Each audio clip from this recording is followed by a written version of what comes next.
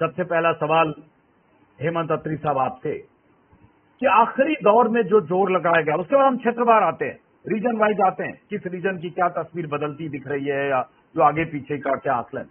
आखिरी दौर में जिस ढंग से राहुल गांधी ने जोर लगाया, अंबाला में, कुरुक्षेत्र में, लाडवा में और अलग अलग इलाकों में सभाएं की, रैलियां की, रोड शो किए और एक तरह से 3 दिन तक राहुल गांधी, प्रियंका गांधी ने ताकत लगाई, मोदी की आखिरी सभा पानीपत में। तो इस आखिरी 4 दिन के चुनाव प्रचार को देखते हुए, इसको फैक्टर मानते हुए, जो 10 दिन या 8 दिन 6 दिन पहले आकलन हम सब लोग कर रहे थे, उसमें कुछ तस्वीर बदली है क्या? छोटा छोटा जवाब दीजिएगा ताकि मैक्सिमम हम बात करते चले। हेमंत अत्री। अजीत जी, लास्ट राउंड में जब ये प्रचार आज जैसे खत्म हो गया शाम को 6 बजे, तो उसके बाद की जो सूरत हाल है वो ये है कि भारतीय जनता पार्टी ने जो कैंपेनिंग होती है ना, एक्सट्रीम कैंपेनिंग, जो लास्ट डिच एफर्ट होता है, जैसे राहुल गांधी आज भी थे वहां पर नूह के अंदर, आपको ध्यान होगा, और महेंद्रगढ़ में उन्होंने रैली की। इस तरीके से कल प्रियंका जुलाना में आई थी। तो बीजेपी ने जो उनके टॉप स्टार कैंपेनर थे, चाहे वो मोदी जी हो, शाह हो, वो आखिरी के जो 2 या 3 दिन आप कहेंगे, वो उस दिन हरियाणा में नहीं आए। और उनका सारा जोर बैकडोर की प्लानिंग में एक तरीके से रहा कि पर्दे के पीछे जो माइक्रो मैनेजमेंट जिसको हम कहते हैं, वो अपना राउंड पूरा कंप्लीट करके चले गए थे। कांग्रेस पार्टी आपको आखिरी दौर जिसको आप कहते हैं, आखिरी के 3 दिन जिसको आप कहिए, उसमें लगातार फुल उसके साथ थ्रॉटल के साथ कैंपेन में थी। और मोदी जी और शाह आखिरी के 3 दिन हरियाणा में नहीं थे, वो दिल्ली में बैठ करके जिस तरीके का जो भी एक प्लानिंग होती है बैकडोर की माइक्रो मैनेजमेंट के हिसाब से, उसमें वो लगे बताए गए। उसमें तमाम तरह की रणनीतियां बनी है, सीटवार उन्होंने फीडबैक मंगाया है और उसके हिसाब से फर्दर रणनीति बना रहे कि कहाँ किसकी किस रूप में मदद की जा रही है। किसी इंडिपेंडेंट के साथ वो करना है, किसी मतलब एनएलडी का कोई मदद करनी है, गोपाल कांडा का क्या करना है, सांस्कृतिक दल का क्या करना है, कुंडू का, बलराज कुंडू का क्या करना है, ऐसी तमाम सीटों पर माइक्रो मैनेजमेंट के हिसाब से रणनीति तो देखी। राहुल गांधी जैसा आपने कहा, पहले वो अंबाला वाली बेल्ट में, जीटी बेल्ट में आए, उसके बाद इधर आए, आज वो फाइनल दौर में लाकर में नूह में उधर थे, जो अहिरवाल, जो कोर वोट बैंक, जो बीजेपी का गेटवे भी कहते हैं आप, 14 में भी 19 में। तो एक तरीके से वो एक्टिव कैंपेनिंग थी। बीजेपी की सेकंड लाइन कैंपेन कर रही थी, फर्स्ट लाइन के जो टॉप लोग हैं वो दिल्ली में बैठ के उस तरह का माइक्रो मैनेजमेंट कर रहे थे। आपका सवाल कि इस पे क्या असर पड़ा क्या नहीं पड़ा, देखिए वो पर पता लगेगा अपना अजीत जी, एक बार पोलिंग शुरू हो जाएगी तब पोलिंग का क्या ट्रेंड रहता है, रूरल में कितनी होती है, अर्बन में कितनी रहती है, बीजेपी की वोट बेल्ट में कितनी पड़ती है, हुड्डा की उसमें कितनी पड़ती है, शैलजा के वहां कितनी, सिरसा में गिरती है, अम्बाला में क्या है, एक वो ब्रॉड पिक्चर उस टाइम पे आएगी। लेकिन अगर आप जो आपका स्टाइल है, अगर उससे हम बात करें, जो बीजेपी के आखिरी दिन कैंपेन का आज आखिरी दिन था, अगर आप बीजेपी का प्रचार अभियान देखेंगे, विज्ञापन अभियान, तो जैसे आप अखबार लेके बैठ के हर बड़ा शानदार आकलन करते हैं उस तरीके से, अगर उसको मैंने आज सुबह उस दृष्टि से देखा, और उसके अंदर जो सबसे इंटरेस्टिंग बात थी अजीत जी, वो क्या थी कि कंप्लीटली नेगेटिव कैंपेन था आज चुनाव के आखिरी दिन, प्रचार के आखिरी दिन। उसमें सारे के सारे दलित विरोधी, जो कांग्रेस के समय में जो कुछ हुआ और हुआ, आमतौर पे होता है अजीत जी, है जो मैंने तो जो कम से कम देखा, बाकी आप बड़े हैं तो आप बताएंगे कि कैंपेन के आखिर में आप 2 काम करते हैं, अपनी अचीवमेंट्स भी बताते हैं और मेरी नाकामियां भी बताते हैं, और उस दोनों का एक मिक्स चल के फाइनल उसमें पुश में जाते हैं आप। आज का अगर आप देखेंगे तो जो फ्रंट पेज तमाम विज्ञापन आपने भी देखे होंगे दिल्ली में, कंप्लीटली भूपेंद्र सिंह हुड्डा सेंट्रिक, दलित बनाम करने की एक कोशिश, कंप्लीट वो उस तरीके से है। और उसमें जो कुछ मोदी जी कह के जाते थे कि दामाद फला ये वो सारी चीजें भी उसमें कहीं ना कहीं इंकॉर्पोरेट की गई है। मजेदार बात यह है कि 10 साल में डबल इंजन वहां भी था, दिल्ली भी था, यहाँ भी था, लेकिन उनमें से कार्रवाई किसी पे नहीं हुई। तो एक तरीके का नेगेटिव कैंपेन बीजेपी ने आखिरी प्रचार के दिन उसको ऑप्ट किया, वो उनकी मर्जी है, उनका विशेषाधिकार है। लेकिन कुल मिलाकर के जैसा आपने ओवरऑल आकलन किया था, जो ये है अभी तक की जो स्थिति है जी, परसों ज्यादा क्लियर हो जाएगा जब एक बार वोट गिर जाएगी सारी बात है। इस समय एडवांटेज कांग्रेस दिखती है अपेरेंटली, और मतलब लगता है कि कांग्रेस पार्टी बहुमत की सरकार आराम से बना लेगी, अभी तक ऐसा लगता है, बाकी वोटिंग के बाद हम उस पर दोबारा चलते हैं। क्या 2 हफ्ते में इतनी तस्वीर बदली है कि भास्कर के जो आज का विश्लेषण है, आकलन है, उसमें फर्क पड़ गया 10, 12, 14 सीटों का? छोटा सा जवाब हेमंत अत्री, उसके बाद रविंद्र सोरेन, फिर हम आएंगे क्षेत्रवार जो 2 पत्रकारों का आकलन है। अजीत जी, ये भारतीय जनता पार्टी का ये बेहद स्टैंडर्ड ऑपरेटिंग प्रोसीजर है पिछले काफी समय से। आपको 19 साल भास्कर में रहे भी हैं लंबे साल तक। 12-13 साल में रहा हूँ। ये इनका product standard operating procedure Bharatiya Janata party का है, भास्कर का नहीं, बीजेपी का। वो इस तरह की चीजों पर बहुत ज्यादा बारीक ध्यान रखते हैं। आपको ध्यान होगा 2019 के चुनाव का तो जो भाजपा को सत्ता मिली वो तो केवल और केवल एक सर्वे से ही मिली थी। 78 से 83 सीट आपने दिखाई थी, आपको ध्यान होगा, एक पर्टिकुलर न्यूज चैनल ने, और वो आई थी 40। तो एक खास तरह का एनवायरमेंट बिल्डिंग, क्योंकि जब तब वो इसलिए चल गया था कि लोकसभा में 10 में से 10 बीजेपी की आ गई थी। इस बार बीजेपी की 10 में से 5 आई है। तो जो भास्कर का जो पहले भी सर्वे जिसको आप डेटा जिसको आपने भी दिखाया स्क्रीन पे, वो तो गायब है, ठीक बात है, वो उस दिन गायब हो गया था, 2 दिन के दूसरे दिन गायब हो गया था। आज का भी जो सर्वे है इसको भी बहुत टेक्टिकली प्लेस किया गया है।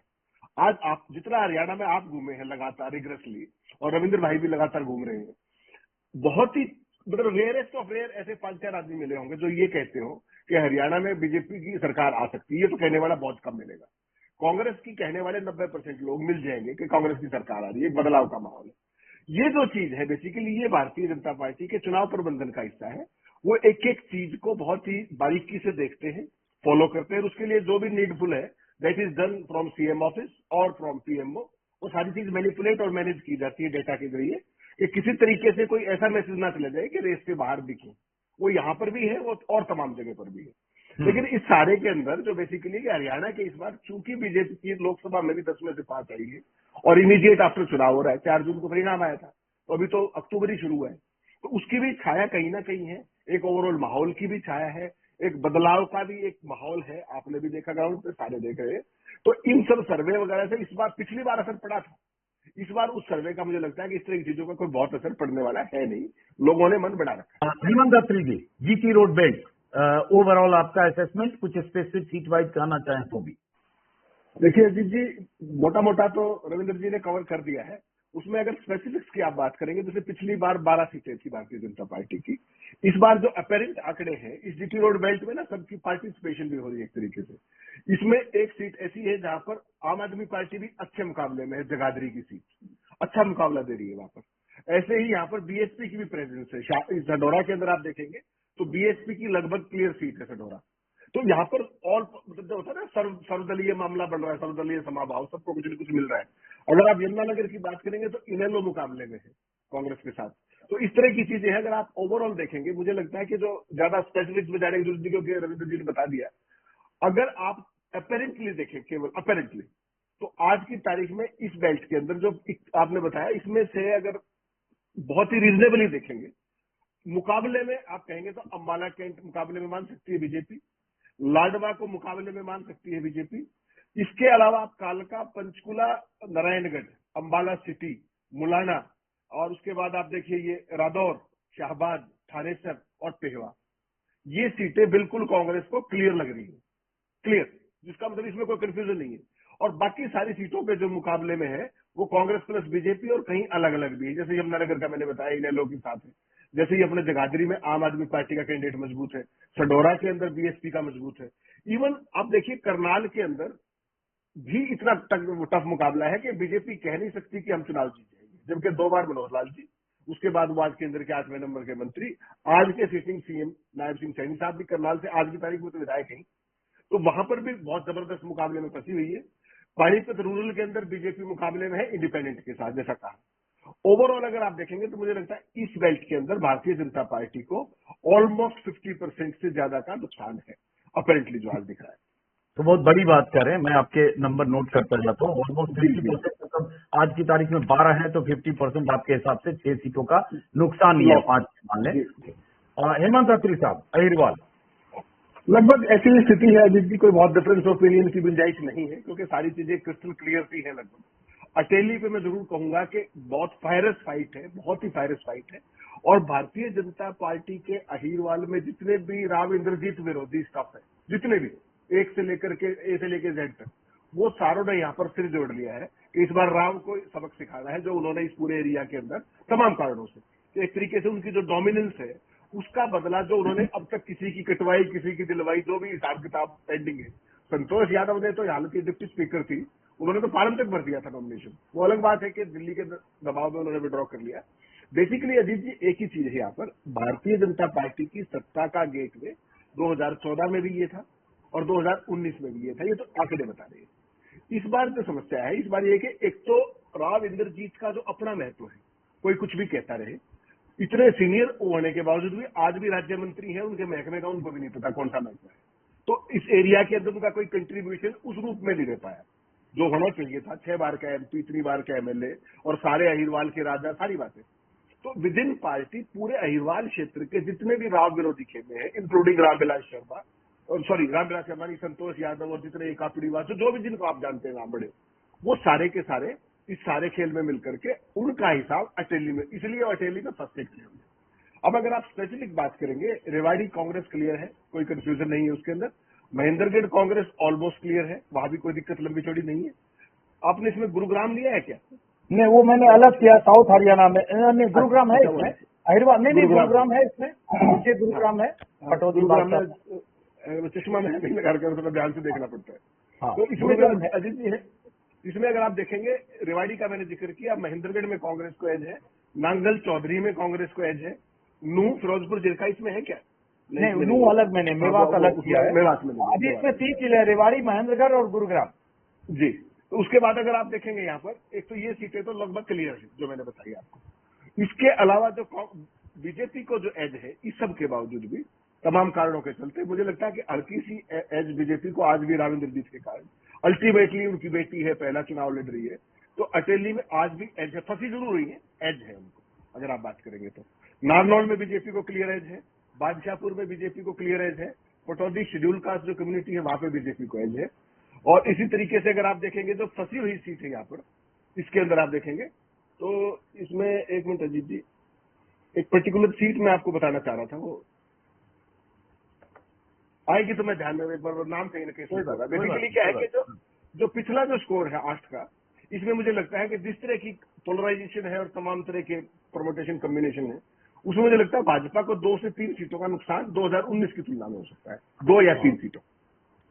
तो यहाँ भी 2-3 सीटों का नुकसान बता रहे, तो उस हिसाब से अभी तक ही 3 में अगर देखते हैं तो 8-9 सीटों का बीजेपी का, 8 से 10 के बीच का नुकसान है बीजेपी का। अगर हम 3 जिन क्षेत्रों की बात की, 2 दरअसल अहिरवाल हमने बात, बावल थी कांग्रेस बीजेपी आमने सामने। हाँ, ठीक है। हेमंत अत्री जी, चूंकि आप रोहतक में हैं, और देखिए होता यही है कि जिसने मैक्सिमाइज किया है तो लॉस होगा उसी से होगा। मैक्सिमम में है 11 सीटें, अगर 14 में है तो मैक्सिमम सीटें 2 ही बीजेपी है। तो यहाँ इस इलाके की तस्वीर आपको, चूंकि आप रोहतक में हैं, ज्यादा जानते होंगे, आसपास के सारे इलाके हैं, क्या लग रहा है आपको? अजीत जी, जब आपने चार्ट बनाया है मैं उसी को पढ़ते हुए बता रहा हूँ। महम के अंदर कांग्रेस का मुकाबला इंडिपेंडेंट से है, बीजेपी के साथ नहीं। रोहतक सिटी के अंदर भी कांग्रेस के लिए फॉरगॉन कंक्लूजन नहीं है, रोहतक में मुकाबला है। और भारतीय जनता पार्टी ने अपने सारे घोड़े या तमाम तरीके के खोल दिए पिछले 2 दिन में, और चुनाव को पोलराइजेशन करने की बहुत स्पेसिफिक अलग तरीके की तैयारी है, जो लीग से हट करके है, उस तरह का खेल चल रहा है। और हालत यह है कि जो आउटस्कर्ट्स है शहर के, उसमें तो बीजेपी का कैंडिडेट वोट मांगने भी नहीं जा रहा अब तक, जान पूछ करके वो वर्सेस वाला जो खेल है वो उसकी करने की तैयारी यहाँ पर है। महम के अंदर फंसी हुई है सीट, बहुत ज्यादा फंसी हुई है। और जो निर्दलीय कैंडिडेट है उसमें अल्टीमेटली बीजेपी भी उसकी मदद कर सकती है तमाम तरीके से, ILLD वाला कैंडिडेट भी उनकी मदद कर सकता है। वो सारा खेल, क्योंकि गेम अल्टीमेटली है कि कांग्रेस को हराना है।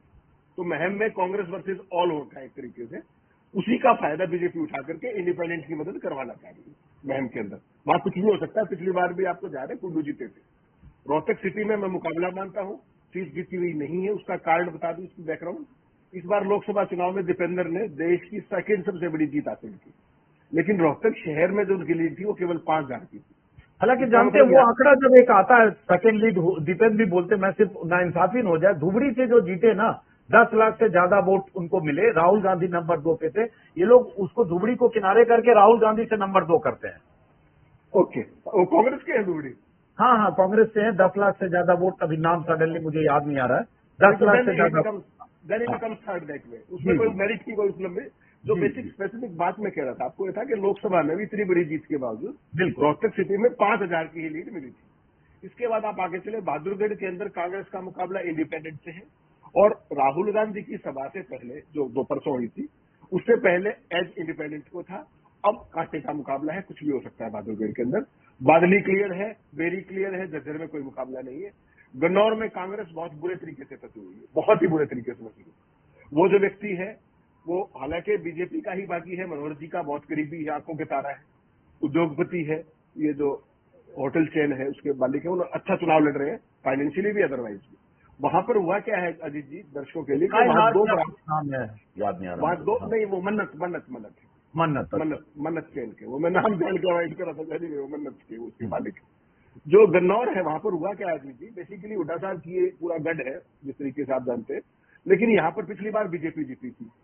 इस बार क्या हुआ है कि दो ब्राह्मण कैंडिडेट और जो इंडिपेंडेंट है, जो मनोहर जी की आपको बता रहे हैं, देवेंद्र जी, वो जो है वो जाट बिरादरी से आते हैं। और ब्राह्मण जब दो आपस में लड़ेंगे, जैसे दो जाट लड़ते हैं तो ब्राह्मण बीच से निकलता है, नौ जाट वर्सेस नॉन जाट। इस बार वो स्थिति उस तरीके से देवेंद्र कादियानी के पक्ष में हो सकती है, तमाम कारणों के चलते, एक नहीं अनेक कारणों के चलते। वो छोटा मोटा समाज सेवा का भी काम करते हैं, लोगों से कनेक्टेड रहते हैं, सुख दुख जो भी जिसको आप बोलते हैं। राई के अंदर मुकाबला है, मैं ये नहीं मानता कि इट्स फॉरगॉन कंक्लूजन, राई के अंदर मुकाबला है। खरखोदा क्लियर है, गोहाना बहुत बुरे तरीके से फंसा हुआ है, वहां भी वो वर्सेज वाला खेल है, वो बागी वर्सेज फलाना सारा उसमें एक मिक्स है, और उसमें कुछ भी हो सकता है, ऐसा मैं गोहाना में मानता हूँ।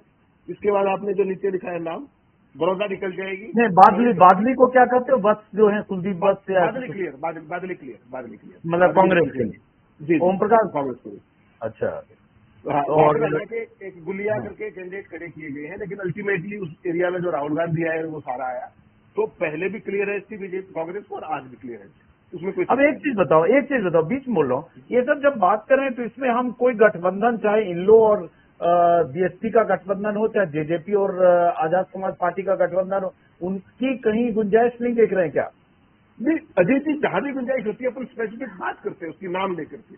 जहां कोई इस तरह का परमुटेशन कॉम्बिनेशन आता है हम उसका नाम बताते हैं, जैसे बलराज कुंडू वाली बात है, उसमें इनेलो का मैंने जिक्र किया। जो बाली पहलवान है उसका मैंने स्पेसिफिकली जिक्र किया आपको कि वहां वो सारे के सारे अल्टीमेटली बीजेपी के इशारे पर वो उसको कुंडू की मदद करेंगे। जहां वो स्थिति में है, जहां उस स्थिति में नहीं, उसका जिक्र करने का लाभ नहीं है, इसलिए उसको हम अवॉइड करते हैं टाइम को बचाने के हिसाब से। इसमें आपने बड़ौदा के बाद आपने सोनीपत सीट लिखी है। सोनीपत सीट में इनिशियली बीजेपी को बहुत ज्यादा लीड थी, क्योंकि कांग्रेस के candidate behind the bar ED के केस में। अब वो हाँ, पवार साहब पवार, बाहर आ सुरेंद्र गए हैं, पवार शायद नाम है ना?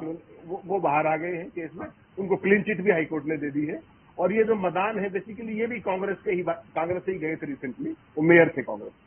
तो यहाँ पर भी मुकाबला इंटरेस्टिंग होगा, लेकिन राहुल गांधी का जो इस जरिए निकले हैं सारी चीजें हुई हैं, इसमें मुझे लगता है अल्टीमेटली चूंकि बेल्ट का एक खास तरह की तासीर है, तो मुझे लगता है कांग्रेस पार्टी कड़े मुकाबले में है, लेकिन अल्टीमेटली एज लेकर के पार्टी निकल जाएगी यहाँ पर। आपने कहा इस बार चुनाव का क्या है, जो पिछली बार का 11 का स्कोर था, मुझे लगता है इसमें कांग्रेस पार्टी को एक आध सीट का घाटा हो सकता है। तो मतलब एक आध सीट का घाटा हो सकता है, तो वो घाटा जी। बीजेपी को फायदा हो सकता है, नहीं इंडिपेंडेंट को या फायदा होगा। कोई? महम में भी अच्छा, इंडिपेंडेंट है, महम में भी अच्छा। इंडिपेंडेंट है, और गन्नौर में भी इंडिपेंडेंट है। अब महम में क्लैरिटी में इंडिपेंडेंट हो तो पहले यहाँ मेंशन है बलराज कुंडू ना? जी जी जी। तो उसके बाद जैसे ये गोहाना वाली जो सीट है, यहाँ पे अपने मुकाबला बताया कि वो जो एक बगावत के कारण वो अरविंद शर्मा भी हमारे इसमें आ गए। हालांकि बीजेपी में भी फूट है वहां पर, लेकिन अरविंद शर्मा वहां मुकाबले में आ गए। अदरवाइज वहां पर मुकाबला नहीं था, ना पिछली बार था ना पहले था। तो उस तरह की एक विचित्र स्थिति सोनीपत का भी जैसे है, तो वो there is always a chance, you never know किस दिशा में जाएगा। उसको जब इतना क्लोज है तो we can't predict that it's either way. जैसे रोहतक का मैंने कहा, रोहतक में एडवांटेज कांग्रेस को है, लेकिन फॉरगॉन नहीं, वी कांट से कि रोहतक इज कमिंग ऐसा। चलिए ठीक है। हिसार सिरसा की अगर बात करें तो हिसार और सिरसा जो गढ़ है, मान लीजिए चौटाला देवीलाल का, उसमें सिरसा में क्या देखते हो? आप पहले आप ही से करते हैं हेमंत अत्री साहब, क्योंकि रानिया है, जो अभय सिंह चौटाला के बेटे और रंजीत चौटाला चुनाव लड़ रहे हैं, चूंकि अभय सिंह चौटाला की खुद की सीट है। डब्बाली है, जो परिवार के 3 लोग चुनाव लड़ रहे हैं, और गोपाल कांडा, और इनफैक्ट और उसमें फिर सिरसा के अलावा हिसार, जहां सावित्री जिंदल। देखिए रूपी, अगर सिरसा की आप बात करेंगे, सिरसा शहर आप भी गए थे, आपने पूरा उसको घूमा है। वहां के जो रिपोर्ट आई फीडबैक जो मैंने लिया आपसे चर्चा करने से पहले, कालावाली में कांग्रेस को एज है, इलाहाबाद और रानिया में आईएनएलडी को एज है, क्लियर जो बताया गया है वहां पर। कितना है वो मार्जिन का हो सकता है, लेकिन एज है उनको। सिरसा के अंदर कांग्रेस को एज है। और उसके बाद आपने कौन सी चीज सिरसा के अंदर बताई, एक सेकंड इसमें सिरसा है में नहीं। बाली, रानिया और इलाहाबाद। डबवाली में भी कांग्रेस वर्सेज आईएनएलडी का मुकाबला है, बीजेपी मुकाबले में नहीं है वहां पर। और वहां जो एज है वो जो केवी सिंह के बेटे हैं, उनको वहां पर एज बताई गई है। ये स्थिति है। तो वहां पर 2 इनेलो है, 2 सीटों पर इनेलो है क्लियर, रानिया और इस पे। और यहाँ पर मुकाबले में है डबवाली के अंदर कालावाली और सिरसा कांग्रेस को क्लियर है। ये सिरसा रवि की जिले की बात है। और उसके बाद अगर हम हिसार बात करें, सावित्री जिंदल की सीट है, भव्य बिश्नोई की सीट है आदमपुर। जी। तो अगर आप अजीत जी हिसार की बात करेंगे तो हिसार में मुकाबला जो है, कैप्टन अभिमन्यु की सीट है। जी, बीजेपी का जो कैंडिडेट है हिसार के अंदर वो रेस में नहीं है। मुकाबला वहां पर कांग्रेस वर्सेस सावित्री जिंदल का है। सावित्री जिंदल को क्लियर एज है एज पर रिपोर्ट। आप भी शायद गए थे हिसार के अंदर, इफ आई रिकलेक्ट। आदमपुर के अंदर सबसे बड़ा उल्टफेर हो सकता है इस चुनाव का, और लंबे अरसे का जो इसमें यहाँ पर जो था, आपने देखा वो तमाम खाली कुर्सियों की चीज, जो विरोध की चीज कई गांवों के अंदर, तो यहाँ पर बड़ा उलटफेर हो सकता है। और दूसरी बात यह है, अगर आप माहौल की बात करें प्लस कास्ट कम्बिनेशन की बात करें, तो जो अपने चंद्र प्रकाश है, although he is a retired IAS और प्रमोटी थे, वो तमाम रामजी लाल के भतीजे हैं।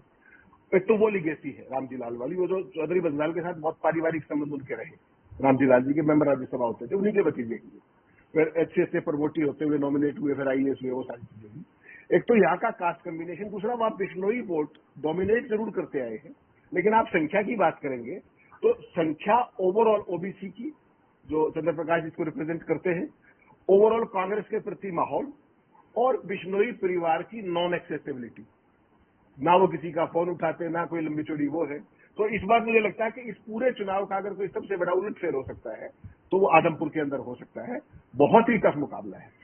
आपने नारनौंद की बात की, नारनौंद के अंदर भी सेम सिचुएशन है, और मुझे लगता है कि वहां पर कांग्रेस के दस्ती पेटवाड़ को क्लियर है आज की तारीख, और उसका कारण सबसे बड़ा है किसान आंदोलन, और कोई कारण नहीं वहां पर। नारनौंद की अगर आप बात करेंगे, उकलाना के अंदर जो कांग्रेस की स्थिति मजबूत बताई थी, अभी लेटेस्ट सॉरी मैं आज सुबह उसकी नहीं ले पाया रिपोर्ट, लेकिन इनिशियली उकलाना में कांग्रेस की रिपोर्ट मजबूत थी।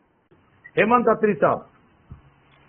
अजीत जी बिल्कुल, इसमें जो सारी जितनी सीटें बताई, मोटा मोटा सारा आकलन वही है। जो जेजेपी की 4 सीट जो है वो शून्य हो जाएंगी यहाँ पर, और वो इवनली भी बढ़ सकती है, डिपेंड करेगा कि समीकरण क्या है। जींद जो है पर्टिकुलरली, जींद का जो जिसकी आपने बात की, जुलाना सफेद और ये सारा, ये ट्रेडिशनली कहीं ना कहीं चौधरी देवीलाल का, उसके बाद चौटाला साहब का, फिर जेजेपी का वो एक स्ट्रांग होल्ड। 2009 में जींद की 5 की 5 सीटें लोकदल की थी, 2014 में भी 5 में से 4 लोकदल की थी, 2019 में 3 जेजेपी जीत गई क्योंकि वही वोट इधर आ गया।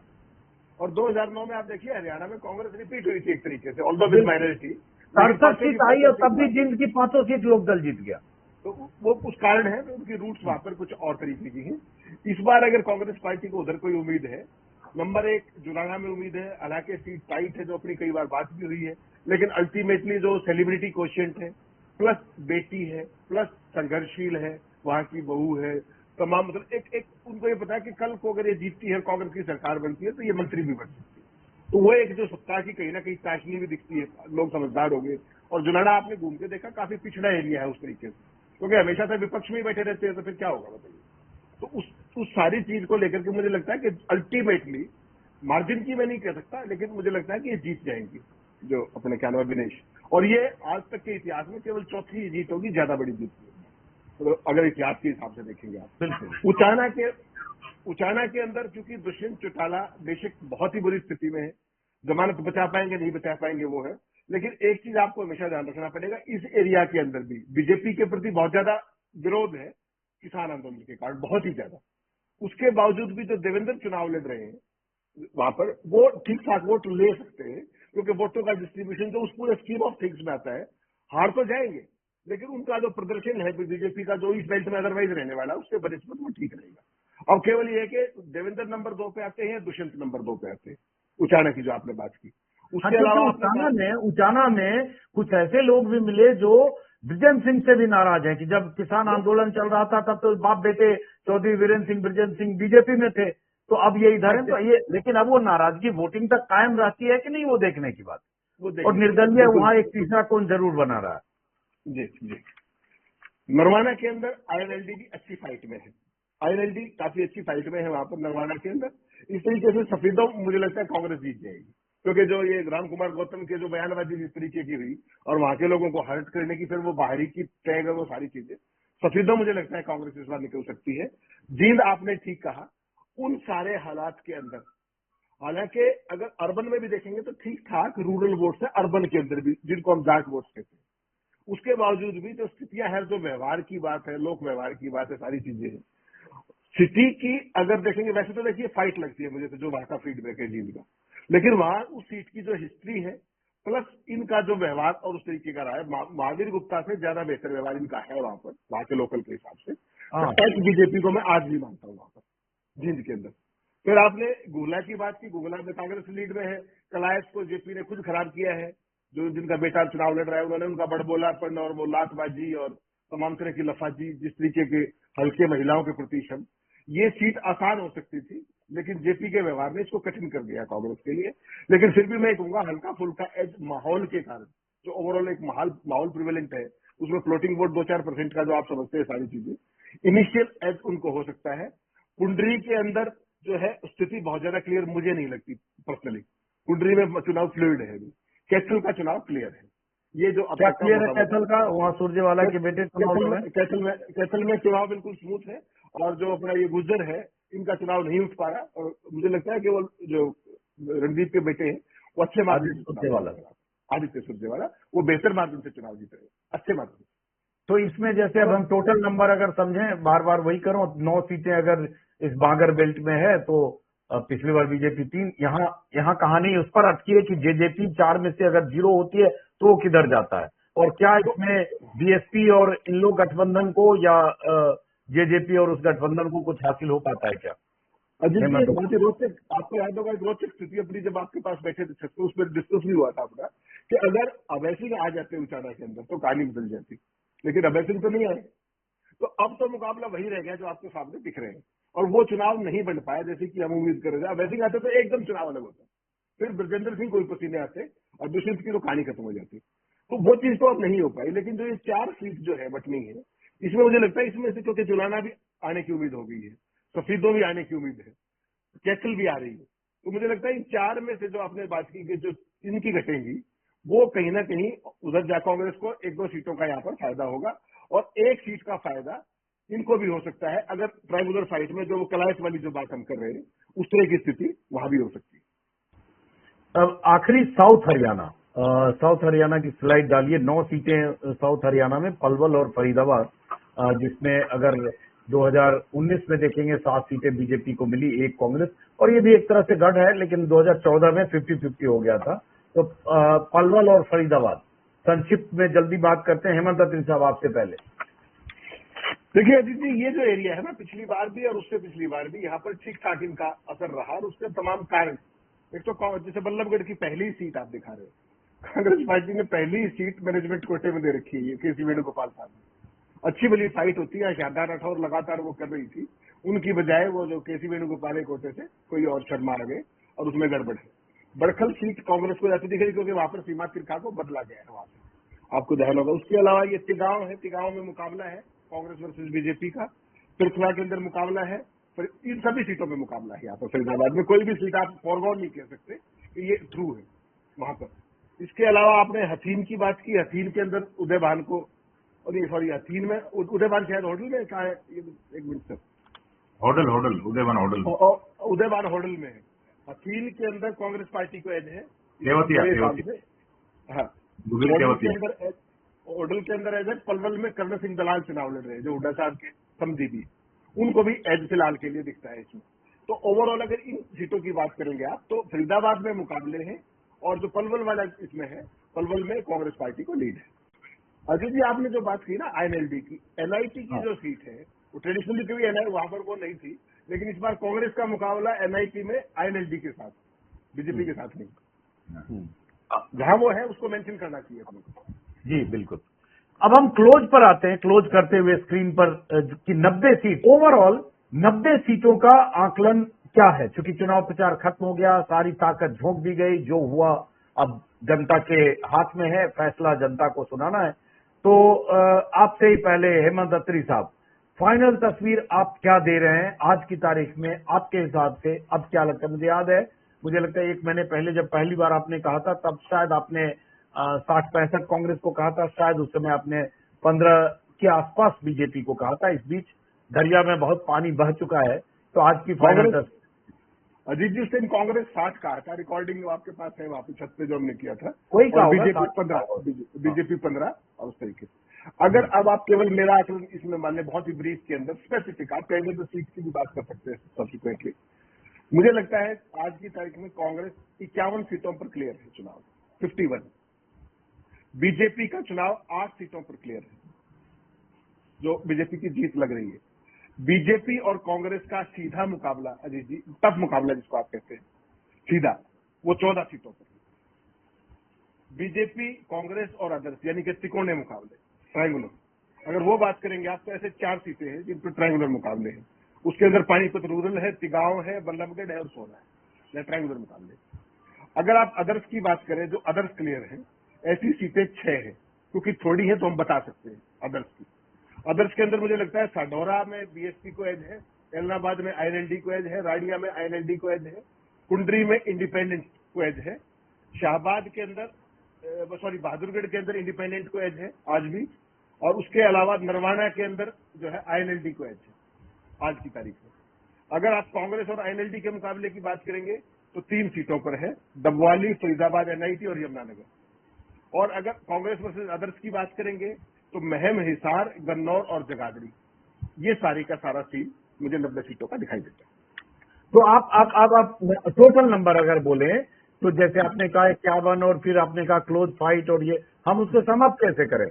नहीं, उसमें समाप्त की बात ये सर अजीत जी, इसमें मैंने इसलिए जान के खोल के बताया कि ताकि दर्शकों को थोड़ा सा इजी हो जाए। ओवरऑल स्थिति वहीं पर आती है। देखिए, जितनी भी सीटें आपने देखी, बारिंग ए फ्यू 2-4 सीटें आप छोड़ते, कांग्रेस 51 के अलावा सभी सीटों पर मुकाबले के अंदर है। लेकिन without jumping to the conclusion और गन, अभी अपने घोड़े हथियार बांधते हुए मैं फिर वही बात कह रहा हूं कि मुझे लगता है कि कांग्रेस पार्टी चुनाव प्रचार खत्म होने के बाद और चुनाव मतदान से जस्ट पहले, अगर आप 24 घंटे पहले बात करें, कांग्रेस पार्टी 19 सीटों पर खड़ी है। बीजेपी की बेस्ट टैली जो है 15 हो सकती है, उसके ऊपर मुझे जाती नहीं दिखाई दे रही। उसके बाद जो है इंडिपेंडेंस, आईएनएलडी, बीएसपी, वो सारे का सारा है। जो हम शुरू में सोच रहे थे कि इंडिपेंडेंस को सीटें नहीं मिलेंगी, वो स्थिति ये है कि इस बार बीजेपी की रणनीति के चलते कुछ इंडिपेंडेंस को भी सीटें मिलेंगी। और 8 तारीख को सुबह 10 बजे तक मुझे लगता है तस्वीर साफ होने लगेगी। 10:30 बजे तक तो एकदम पिक्चर क्लियर होगा। इतने ट्रेंड आ चुके होंगे, इसलिए हम सबको इंतजार करना पड़ेगा 8 तारीख का। और हम लोग फिर मिलेंगे 5 तारीख को वोटिंग के दिन। बहुत बहुत शुक्रिया।